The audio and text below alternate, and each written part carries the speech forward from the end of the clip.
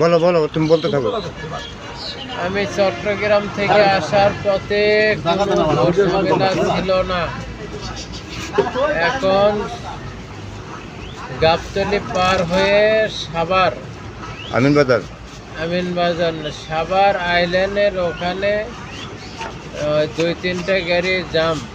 আইল্যান্ডে আমি একটু স্লো করছি, আমার ডান সাইড থেকে একটা হাইসের পিছে পিছে 2টা মাইক্রো দুইটা মোটর সাইকেল ঢুকছে, বাঁয়েতে 2-3টা মোটর সাইকেল ধরে সবাই আমার দিকে সামনের দিকে চাপ দিছে। দিয়ে ওই ধাপ করে গাড়ি থেকে নেমে এসে ভাই মাথার চাপ দিলি গেল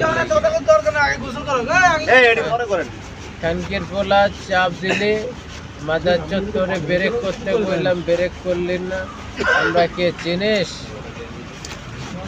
না স্যার আপনারা তো চিনি না, আমি আইল্যান্ড ধরছি, আমি পার হয়ে যাব, সামনে তো রাস্তায় কি রে, আপনি ব্রেক করলেন কি লেগে? তখন কয় দেয় বেটার নাম, তখন তো আমি গেট লক করে দিচ্ছি। তখন আমি সন্দেহ যাচ্ছে, আমি গেট লক করে দিচ্ছি। তখন এই মোড়ে গেটে আর ওই মোড়ে গেটে 3-4 জন করে ঝুলো মেরে উঠে ওই গ্লাসে একটু হাত দিয়ে ফাঁসছিল, টান দিয়ে নামায়ে মনে করেন যে গেট মেট খুলে আমাদের কলার ধরে নিচে নেমে কিছু মার দিচ্ছে, চট থাপ্পড় দিচ্ছে। এরপর ওকে এক জায়গায় লেছে, আমাকে এক জায়গায় লেছে, নিয়ে ওদের ড্রাইভার দিয়ে গাড়ি পাঠিয়ে দিচ্ছে।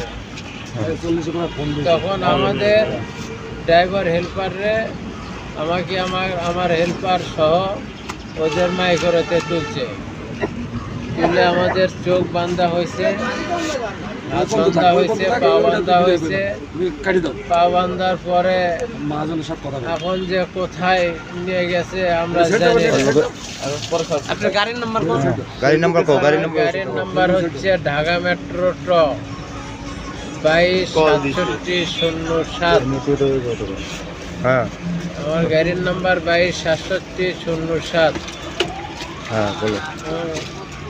তারপরে আমাদের হাইসে নিয়ে মারধর করিয়া তোমার নিশা পানি খাওয়াইয়া ছাড়িয়ে জঙ্গলের ভিতরে ফেলাই দিছে। না, আমাদের আগে জিজ্ঞেস করছে তোমরা তো ভাড়া মেরে আসলে, তোমাদের কাছে কত টাকা আছে?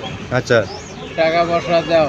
হ্যাঁ, আমি বললাম যে স্যার আমাদের কাছে তো কোনো টাকা পয়সা